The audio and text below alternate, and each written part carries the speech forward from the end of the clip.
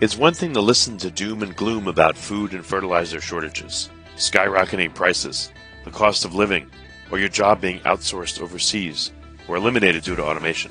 It's quite another thing to hear practical, immediately actionable advice from experts who can help you reduce the fear, anxiety, and burden of these problems. Tune in now to the Surviving Hard Times podcast from the Finding Genius Foundation with Richard Jacobs.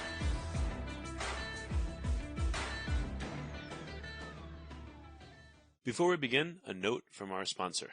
I'm Richard Jacobs, Executive Director of the nonprofit Finding Genius Foundation and host of the Finding Genius podcast. In late 2016, I was rear-ended at 65 miles an hour by a truck on the highway, which sent me off-road into a ditch. The impact of the collision gave me a concussion and other injuries. At the hospital, a CT scan showed that I had thyroid nodules, which turned out to be cancer. It was then, when I had a biopsy of my neck, that I realized even if I was a millionaire, I wouldn't want a second or a third biopsy due to the pain and the invasiveness of it. And appointments at that time for thyroid experts were 3 to 6 months out, and I was worried about dying now, even if that was irrational. So because of this, I've decided to raise money to conduct a literature review on steroids, on the causes of anxiety and depression, a condition that affects well over 50 million people in the United States and hundreds of millions worldwide.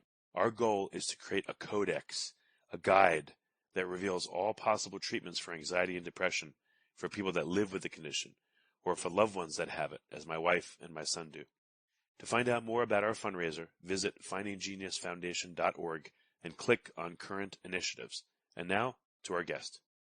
Hello, this is Richard Jacobs with the Surviving Hard Times podcast, sponsored by the Finding Genius Foundation. I have Blaine Hitzfield.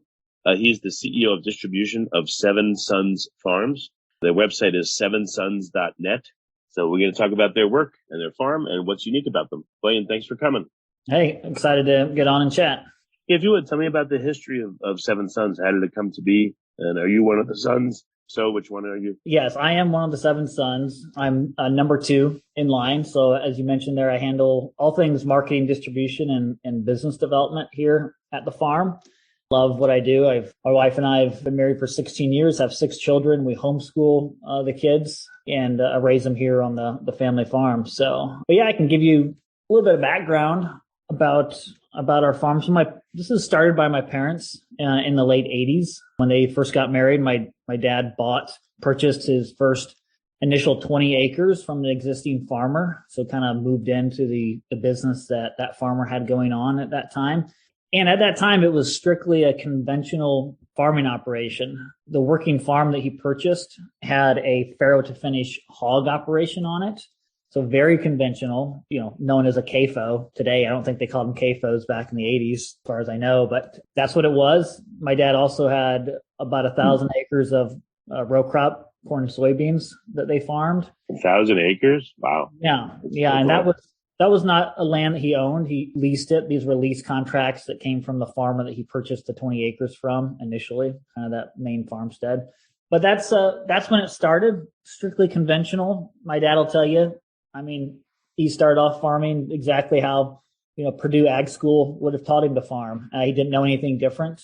But my parents kind of got a rude awakening in the late 90s, which I'm happy to share kind of the transition of what got us thinking different than conventional agriculture. But one quick thing, you mentioned a CAFO. That's what, a concentrated area feeding, concentrated animal feeding system. So okay. So for listeners, they picture like a whole bunch of chickens stuffed in shoulder to shoulder, or cows stuffed in, or what should they picture? A cattle feedlot, or a large barn. All the CAFO chicken barns have a minimum of 20 to 100,000 birds in a single barn. Right. Most of those barns still don't have any outdoor access. Most eggs, when you talk about chickens in a CAFO, most of the eggs that are produced are still from caged hens that are, in cages, not even access to a barn floor. So in our case, we were raising hogs. So we would have, mama pigs, that would get stuffed into a crate where they can't turn around. All they can do is stand up and sit down. And that's where they had their litters. And then, the offspring of those, those mama pigs would then get raised in concrete floor barns with manure pits below them. It was a deal where if you lost power to these buildings, these CAFO buildings, if you lost power and you lost the ability to recirculate the air for more than 30 minutes, you would have animals suffocating. That's how toxic and unideal the environment and unforgiving the environment is in a CAFO system for hogs, for example. So, oh man. yeah. Quick question. What did your parents, I don't know if you've ever asked them, but how did they feel about what they were doing back then versus what they're doing now? Well, I mean, back then they didn't know any different. They felt really proud of what they were doing, honestly. And that's kind of the mindset in general in agriculture, especially, industrial agriculture. It's very difficult to think a different way. Matter of fact, my dad would probably tell you that he would have been pretty offended if somebody, ever told him, he shouldn't be using chemicals, for example, in the row crops, or that, maybe a CAFO hog operation isn't the best thing for the welfare of a hog and the best thing for the health of the consumer. He probably really would have took offense to that. And that's just where we were at that point. It's kind of have to really change your beliefs to be open to new ideas. And that's definitely what happened for my parents. So. Okay. Well, what happened then? How did the transition begin? Was there an event, or is it slowly over time? Yeah, the transition ultimately was slower over time, but the thinking changed pretty quickly. Actually, when my mom was actually diagnosed with a very severe autoimmune condition, arthritis, rheumatoid arthritis, it was very severe. The doctors told her that the rate in which the autoimmune disease was progressing, she could end up in a wheelchair. At that time, there was only 3 of us brothers, and doctors told her she wouldn't be able to have any more kids. And that within 5 years, she could end up being in a wheelchair. Because at this point, it was hard for her to even get out of bed to go to the bathroom. My dad would carry her to the bathroom. That was how bad the condition was. So that's something that kind of rocks your world and makes you just, rethink everything. And so what had happened is my dad met a soil agronomist. His name is Ray Smith. He's from Indiana. And just in passing, my dad was mentioning my mom's health struggles. And Ray Smith was a very, very holistically minded soil agronomist. He knew so much about soil health, plant health, human health.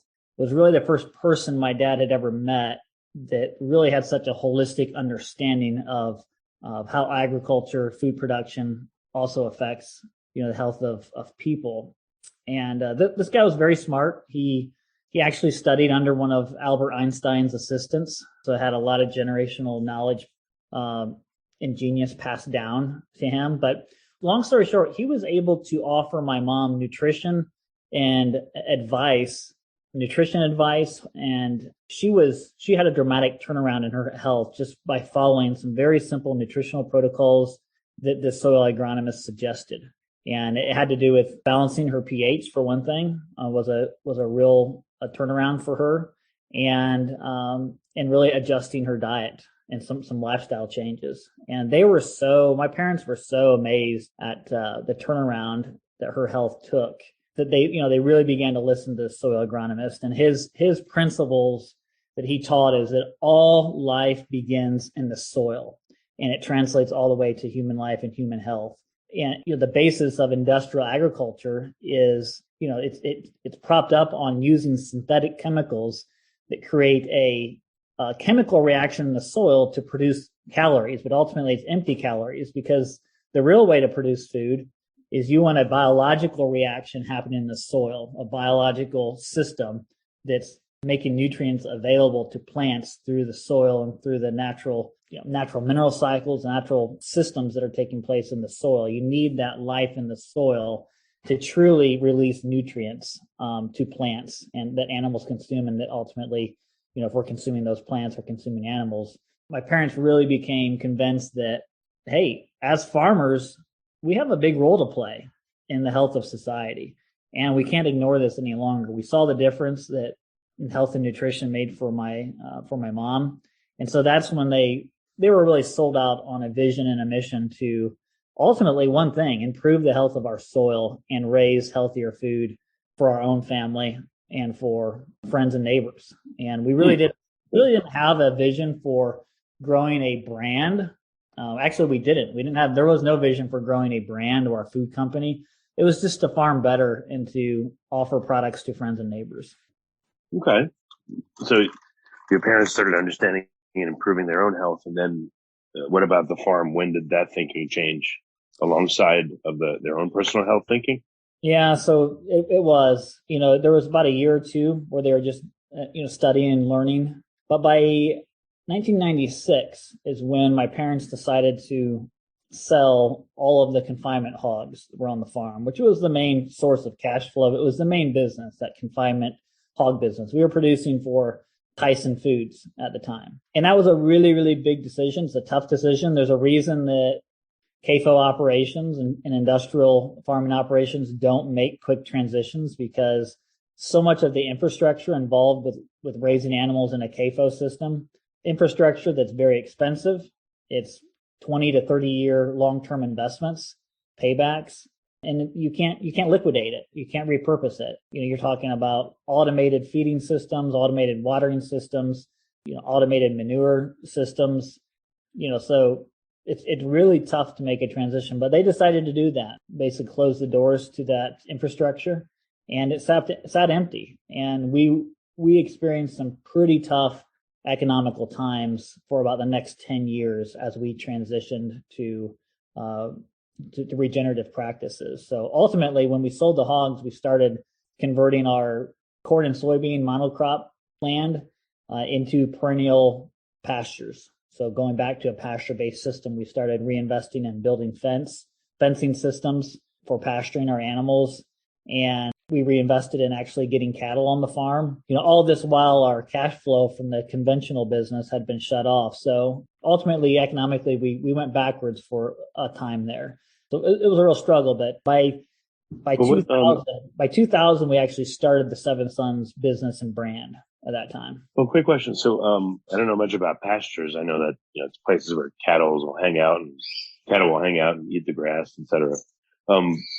Instead of keeping them concentrated, what do you have to do in order to have them roaming? Do they have to alternate between, 5 or 6 different pastures, like one day a week, or, what was the method that you had to use?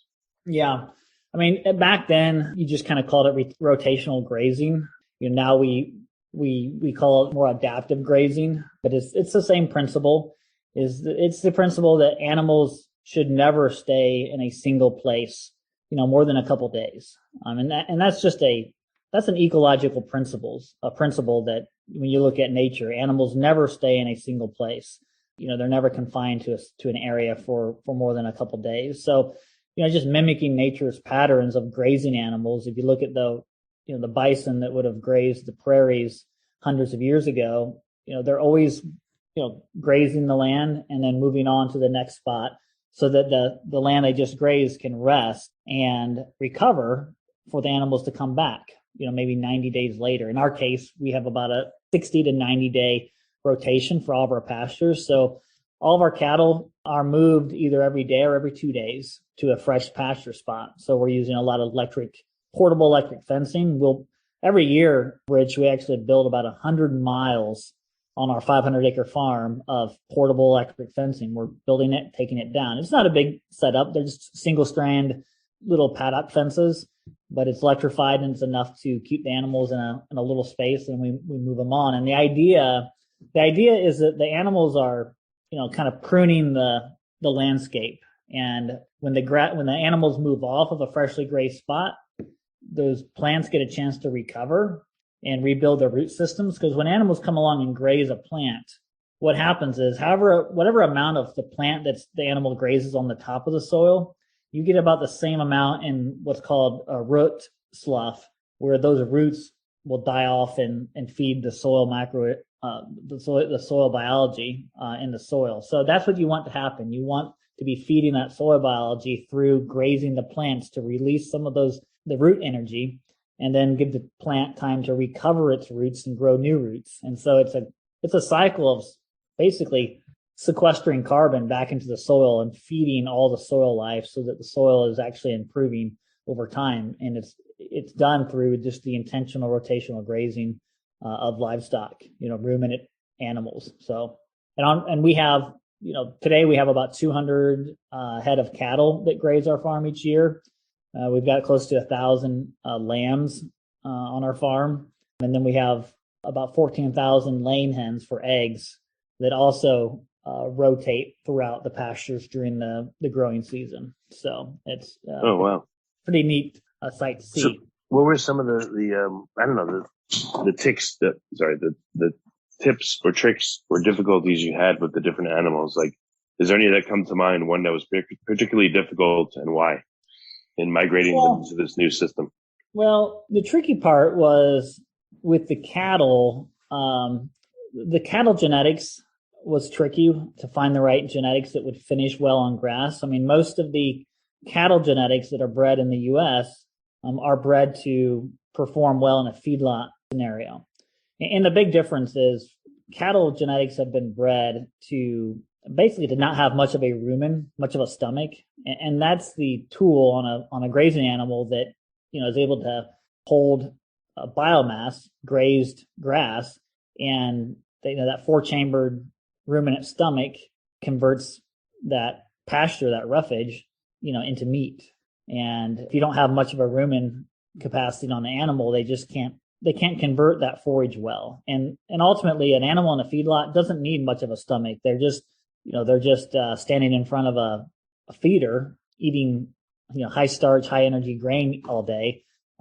Ultimately the breeders have bred out those components like a large stomach, a wide girth, all those characteristics of a traditional beef animal have been bred out of these animals. And so it took us a while to rebuild our genetics and to find breeders that were breeding animals that would perform well on grass.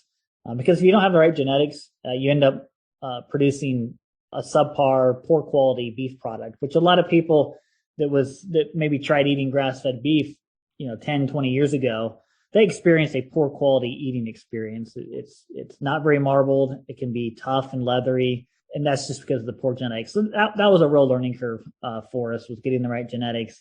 The next learning curve was really just. Well, quick question about that. So was there no appreciable cattle that were kept, unbred and unmodified from many years before? Were they all transitioned over? Where there was so many transitioned over that you just couldn't find economically the ones you needed? Yeah, it was difficult. Luckily, there was still some heritage breeds that were out there that certain breeders were beginning to, were trying to make available to grass finishers like us. And so we did end up finding some.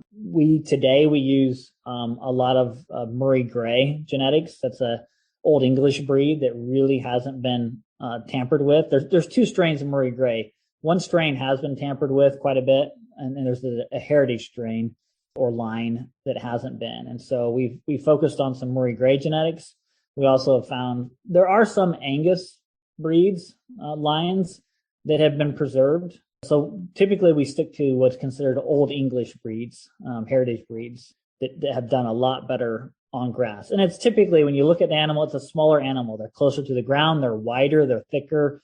Where a feedlot animal is what they call pencil gutted. It's long. It's narrow. Tall legs. That's what most of the genetics here in the U.S. is for cattle. And they're just not efficient on grass at all. Well, if someone were to look at a picture of 2 different cows side by side, the grazers versus the feedlot ones, like how dramatic is the difference visually? I mean, you're going to see, the biggest thing you're going to see is the distance between the bottom of the stomach and the ground. A feedlot animal is just going to stand so much taller if you're looking at the side of the animal.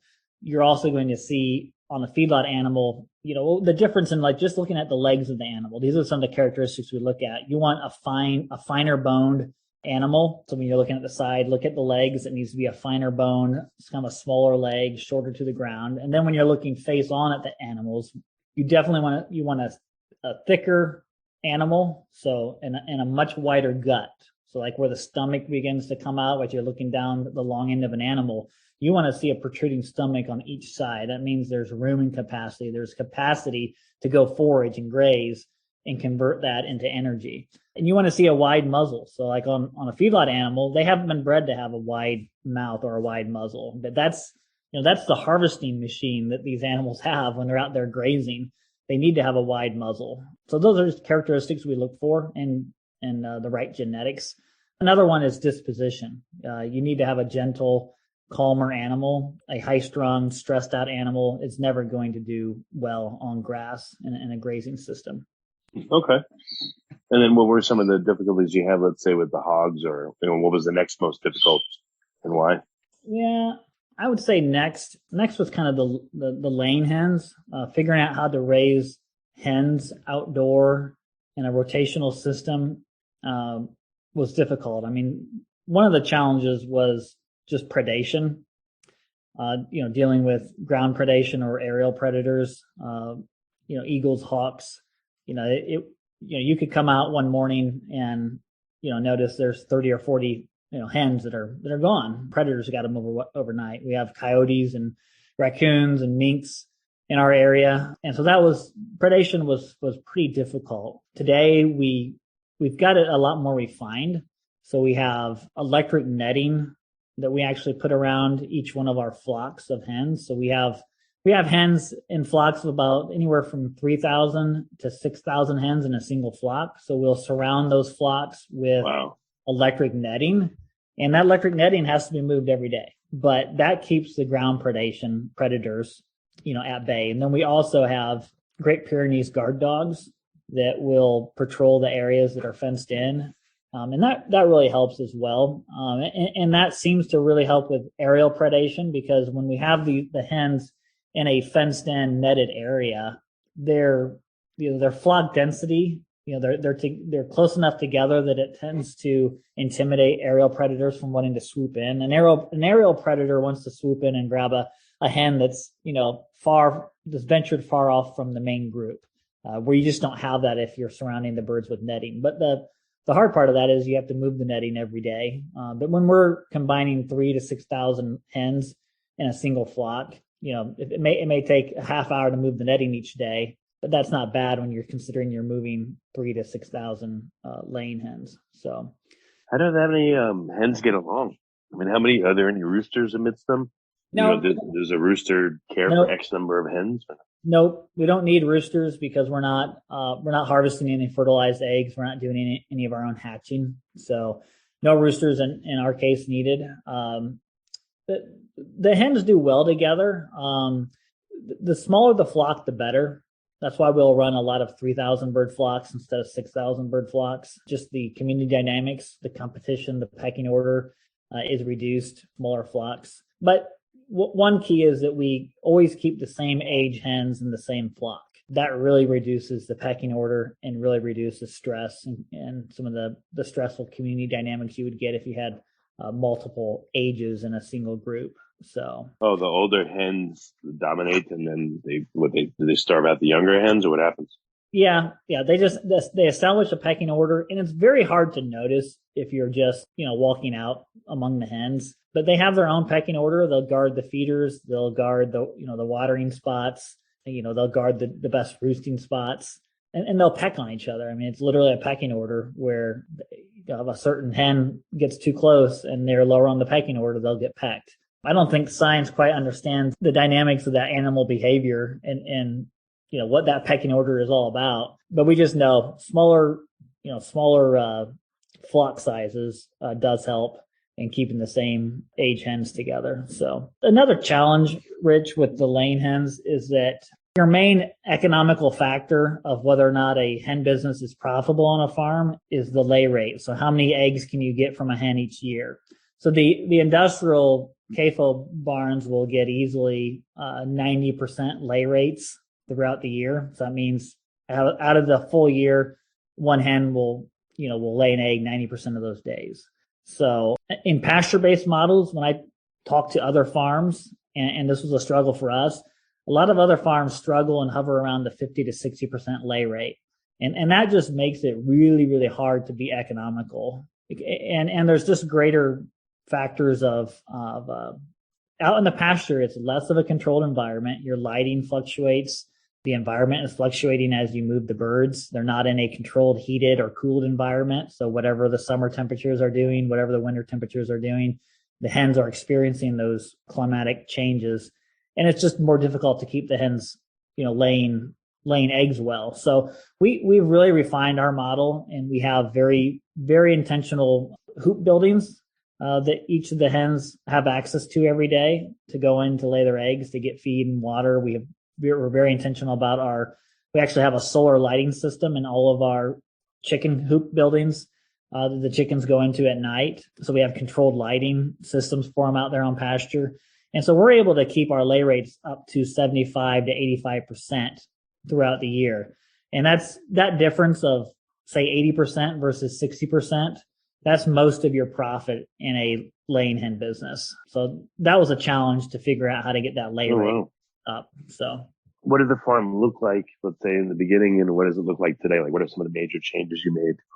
I know it's a broad question, but what do you know now that you've been doing this for X number of years you didn't know in the beginning? Well, yeah, I'm trying to think of some of the bigger mistakes that we made. I know that when we first got started, we actually had a lot of different animal classes on the farm. We were raising, we had brood cows, and we had a cow-calf operation. So that means we had mama cows and bulls, and we were raising the calves and taking them through the feeder phase is what it's called. It's kind of the young phase of a cow, taking them all the way through finish to where they're market ready or ready for harvest. So there's just a lot to manage when you're doing all your animal classes on your farm. When we did our pastured hogs, we had our own sows and boars, and we were raising our own litters. And same thing with laying hens. We were getting our own baby chicks in as day-old chicks, raising the chicks. And we also had meat birds on the farm. So we were raising meat birds. We were raising turkeys. We had goats at one time. And so ultimately, if you would have visited us maybe 10 years ago, you would have saw a lot going on, a lot of different livestock classes and species. And what we've done in the last 5 to 6 years, we've really focused on, okay, what can we do well as a farm? What is our climate and our soil, our landscape? What is it best set up for? And so we've really gotten a little bit more focused. For example, we don't raise our own calves anymore on our farm. We buy calves from several trusted producers that we have connections with. And we just finish the animals on grass on our farm. And we've decided to do that because we're in an area where the land is very expensive. It's very fertile. The grasses that we grow here are very high energy, and they're best for that finishing phase of a grass-fed animal. So that's the phase we focus on. Same thing with the laying hens. We don't raise our own chicks anymore. We buy in what's called a started pullet at 16 weeks old. They're basically ready to lay eggs at that time. So we've had to get a little more focused because it's easy to get overwhelmed. We were very single-minded back as a conventional farm, back 80s through the 90s. We didn't hardly have any diversity. Well, when we changed our philosophies, you could say that we ended up overdoing it with way too many animal classes and way too much to manage. Nature, the systems below the soil and the ecosystem is complex, and complex systems can manage themselves. But when you start layering, several different businesses and animal classes on your farm, and you're trying to run profitable businesses are super complicated, and there's always problems. There's always things to manage about them. So we have had to reduce the number of livestock classes, and that's something I see. If there's any other farms listening to this that are diversifying and they're stacking their enterprises and their livestock classes, you have to be careful not to overwhelm yourself. And before you know it, you've got a lot of different things going on the farm, and you're not really doing any of them very well. No, that's true. That makes sense. What do you guys feel like you're best at? Maybe in the, I don't know about in the world, but what do you feel like you're really, really good at in your farm? Well, ultimately we consider ourselves a grass farm. And so we feel like what we've done the best at is improving our soil. That's ultimately our end goal. That's how we measure whether we feel like we're progressing as a farm or we're growing as a farm. And we do that using different tools. The tools that we like the best are finishing, cattle on grass, using those animals as a natural pruning mechanism for the landscape. We love having the laying hens on the farm. Just having the laying hens as a part of our livestock rotation, those hens apply about 4,000 pounds of organic chicken manure to every acre of every single year. So it's such a benefit. And we feel like we've really figured that out and have done that well. Something new on the farm this year is actually the 1,000 lambs. That's kind of new for us. So I wouldn't say we're the best. 1,000 lambs? Yes. Jeez. Yes. I wouldn't say we're the best at that yet. We're learning, kind of on a steep learning curve with the. Is there such a thing as 1,000, like a herd of lambs? I mean, that's a question I want to ask you. What animal behavior have you seen that you thought never existed that really surprised you? That's a good question. And I'm sure I just need a little time to think about it. Oh, no problem. Yeah. I was just curious because I imagine a herd of lambs. I've never heard of a herd of lambs. So that's why the question came to mind. Yeah, it's a flock. Actually, it's a flock of lambs. But yeah, the lambs we just got in this year, they're not adapted to our environment or our land and landscape yet. So what we're looking forward to is these lambs that we got in, the ewe lambs, they had babies this year, and we think that the next year's offspring will be so much more adapted to our environment. Just talk about animal behavior, just adapting to an individual farm's environment is really critical, to see animals do well. But, the other thing that we really focus on, Rich, is we really focus on building trusting relationships with consumers. I mean, we feel like we feel really called to do that. And that's just a big focus of what our operation is. It's reaching out to the community and being transparent to our customers. And, we understand that when customers buy from our farm and they buy the Seven Sons brand, the reason they're buying from us is because they lost trust in where they were buying food before. And so we take that trust really serious. It's just kind of core to our belief systems and who we are. I mean, we feel like that when someone pays us for food and we exchange $1 for the food products that we produce, we feel like we're directly responsible for that person's future health and well-being.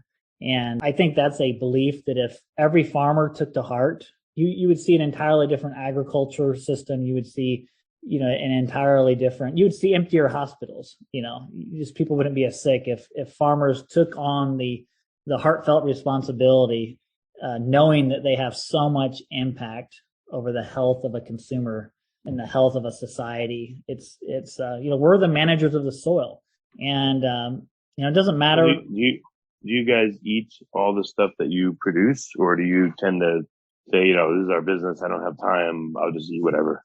Yeah, we eat, everything we produce, and we actually, it's important to us too that even our staff, we have a staff of about 40 employees, and part of their compensation packages is they get food credits in order to eat food from our farm. So that's important to us. It's who we are. Okay. How much of a health difference have you noticed, let's say, as you or your various family members have committed to eating, mostly or entirely what you guys produce, if that's possible? Yeah. Well, I think my mom is just a great example of someone that was able to really turn her health around, by being intentional about what she was eating. I feel like that when I eat our food, it's so much more nutrient dense. I don't feel like I have to eat as much of it to get full. And it makes sense. I mean, this is food, animals that are raised on nutrient dense, rich soils. It just makes sense that you're going to get a richer food product with more minerals and nutrients, in that food. So, we feel very healthy. We feel very blessed to be able to eat from our own farm. It's unique. And, we love just giving our customers the opportunity to partake in that, that nutrient dense harvest that we have, all throughout the year. Okay. So do you run a CSA, or where does all the stuff you produce go to? Like what are your outlets?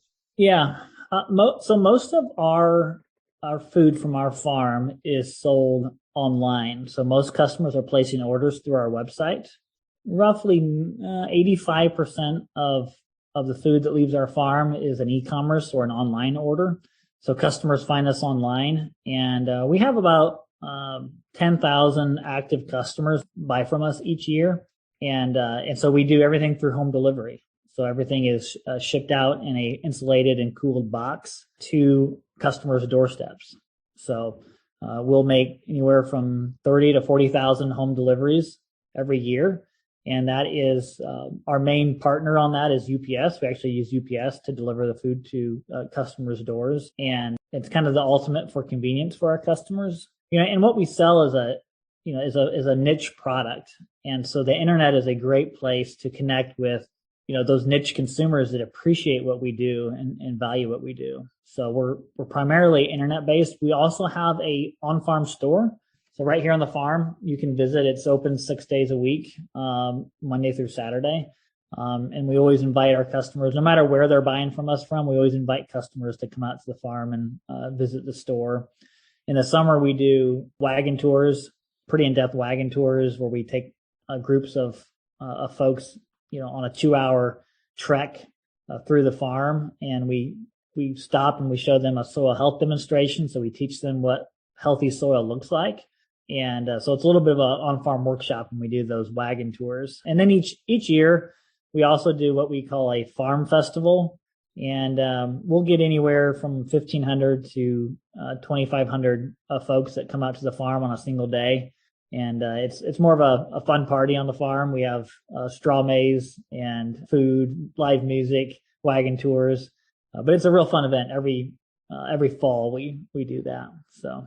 Well, very cool. What area do you serve? Where do people have to live in order to get your products? Do you ship some of them nationwide, or is it just locally?